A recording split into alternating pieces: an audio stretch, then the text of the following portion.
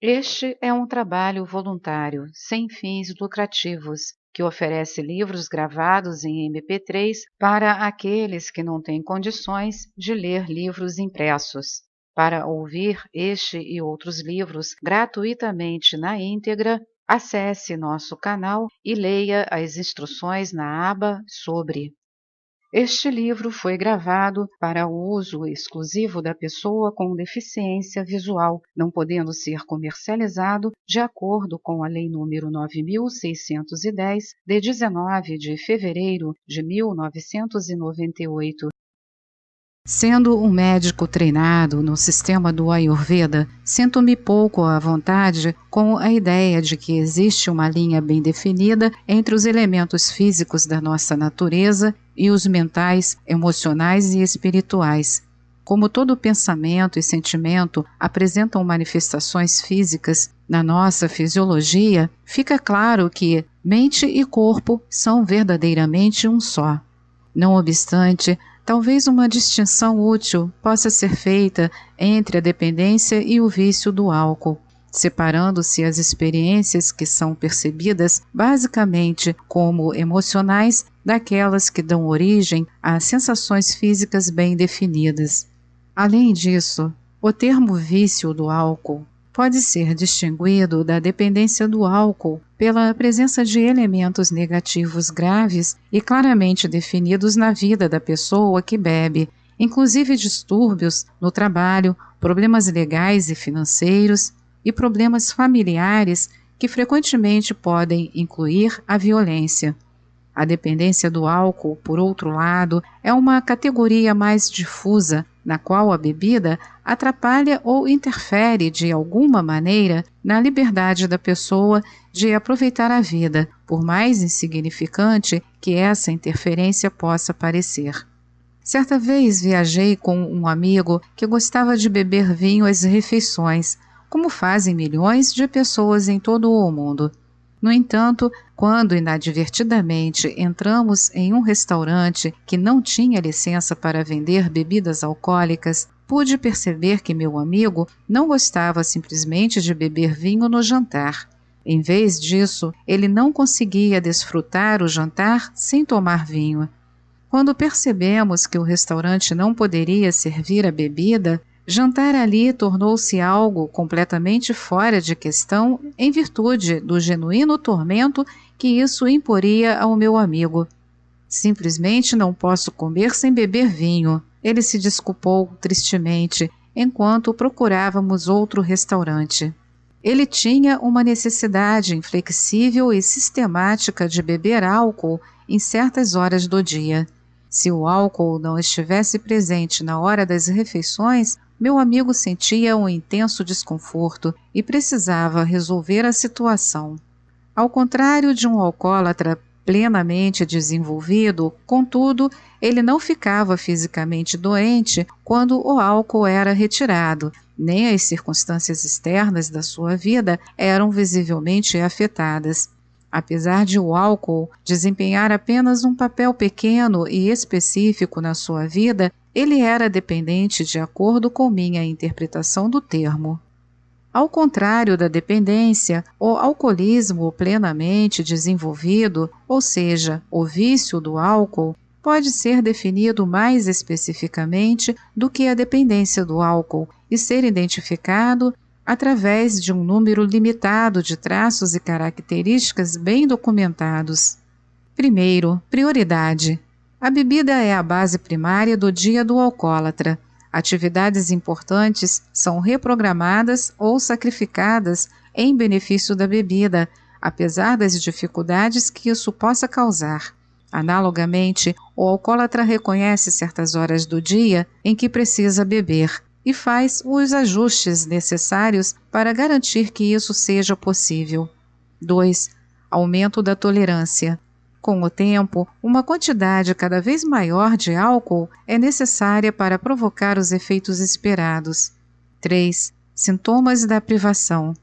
À medida que a tolerância ao álcool aumenta, os sintomas desagradáveis ou mesmo dolorosos da privação do álcool também aumentam.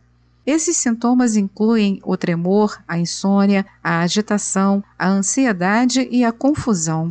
Isso acaba se transformando em um círculo vicioso e evitar esses sintomas se torna um importante motivador para o uso do álcool. O alcoólatra bebe mais para evitar as consequências da privação da bebida, mas a maior quantidade de bebida só piora as consequências. 4. Ansiedade.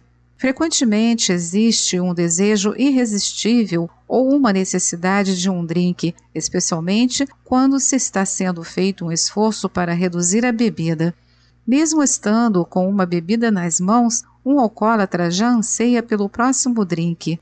Em um bar, o alcoólatra consegue pedir um segundo drink antes mesmo de acabar o primeiro. 5. Conflito interior. À medida que a bebida se torna mais séria e começa a descontrolar o indivíduo, ocorrem períodos em que o alcoólatra sente o desejo de parar de beber, e ele poderá fazê-lo durante algum tempo. Quando volta a beber, contudo, o alcoólatra rapidamente retoma os padrões familiares bem desenvolvidos. 6. Problemas externos. É quase certo que o alcoólatra venha a ter dificuldades no trabalho, com os amigos, com a família e com a polícia. A fim de evitar esses problemas, ele pode passar a beber em segredo e pode esconder a bebida em casa ou no trabalho. A dependência do vício. Não é de causar surpresa que a dependência do álcool frequentemente se transforme em um vício plenamente desenvolvido. Essa progressão foi detalhadamente descrita em uma série de palestras apresentadas pelo pesquisador E. M. Jelinek. Essas palestras resultaram de questionários preenchidos por mais de 2.000 alcoólatras e formaram a base do modelo da doença do alcoolismo. Atualmente, uma abordagem extremamente influente no tratamento desse problema. Com o resultado da sua pesquisa, Jelinek foi capaz de identificar estágios específicos e previsíveis da doença do alcoólatra, embora muitos meses e até anos possam transcorrer entre o surgimento dos diversos estágios. Na visão dele, o alcoolismo pode ser interpretado como um problema de saúde crônico, sistêmico e degenerativo, análogo a doenças causadoras de incapacidade, como a sífilis e a esclerose múltipla. Embora Jelinek tenha reconhecido que certas pessoas que bebem nunca ultrapassam um certo estágio habitual, semelhante ao da dependência do álcool, ele concluiu que o vício do álcool progride através de 4 estágios sucintos. O modelo da doença do alcoolismo. Primeiro estágio. Ao fazer uso do álcool, a pessoa experimenta uma dramática redução do estresse e níveis mais baixos de tensão. Durante um período que varia de 6 meses a 1 ano, o futuro alcoólatra começa a beber quase todos os dias, a fim de alcançar essa experiência de relaxamento. Tipicamente, ele possui maior tolerância ao álcool do que a pessoa comum. Segundo estágio. Quando a pessoa começa repentinamente a ter amnésia ou perda de memória, o segundo estágio do alcoolismo foi atingido. A amnésia geralmente está ligada à memória intermediária, como as atividades ou conversas que tiveram lugar durante um período em que a pessoa estava bebendo ou no dia anterior. As memórias dos eventos que tiveram lugar antes e depois da amnésia não são afetadas. Durante esse estágio, o indivíduo começa a perceber que a bebida alcançou um novo nível e a tensão ou a culpa se tornam associadas à atividade. A pessoa pode começar a beber em segredo. Terceiro estágio. Na formulação original de Jelinek, esta é a fase crucial na qual a pessoa que bebe abandona a intenção mais ou menos controlada, passa a ter um comportamento descontrolado. O viciado agora reage à tensão bebendo de uma forma imediata e irreflexiva e pode até provocar ou criar incidentes para justificar a bebida. O viciado começa frequentemente o dia com um drink e passa a noite gravemente intoxicado. Esse estágio pode continuar por muitos anos, durante os quais o viciado permanece capaz de se manter no emprego e funcionar socialmente, embora seus relacionamentos próximos se tornem profundamente desgastados. Quarto estágio. Jelinek se referiu a esse estágio como a fase crônica do vício do álcool, e ele é marcado por longos períodos de intoxicação. Sérios problemas envolvem a saúde física e mental e os relacionamentos pessoais e profissionais do indivíduo, bem como com a polícia. Até mesmo uma curta privação do álcool produz sintomas desagradáveis e assustadores, e o viciado bebe a fim de evitá-los. A tolerância com relação ao álcool diminui abruptamente e até mesmo pequenas quantidades de bebida causam embriaguez.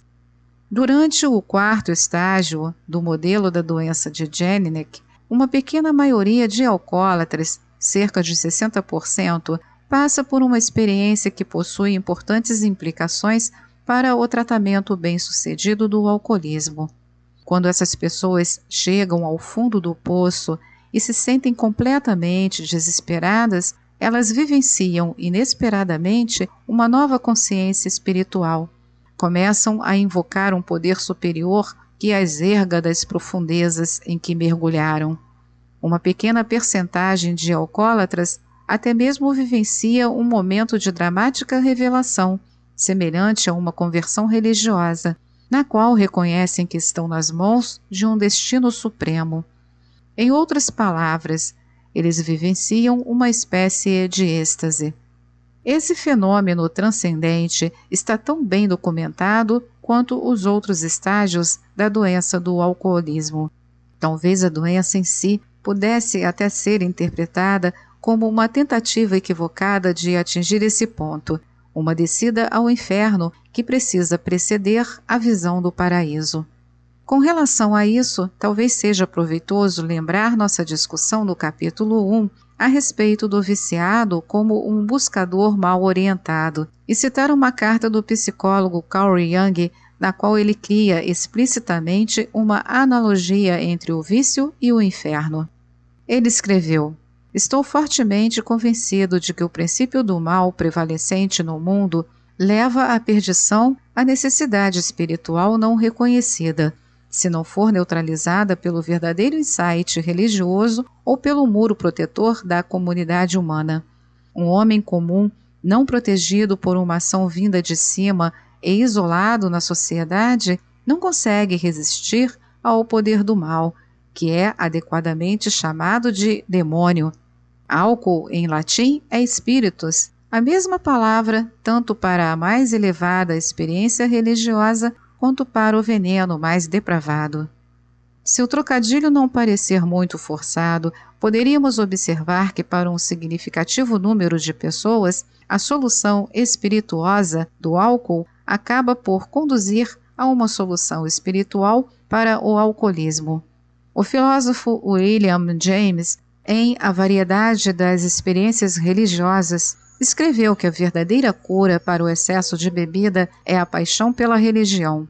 Sinto-me tentado a ir mais adiante ainda e dizer que a única cura para qualquer tipo de vício é a descoberta de uma espiritualidade intensamente sentida. Depois, com essa base espiritual, o viciado em recuperação pode começar a realizar em sua vida as mudanças práticas necessárias à real transformação. Esta é mais uma edição do canal Livros Falados Voz Humana. Que o bem, o bom e o belo se multipliquem em benefício das criaturas.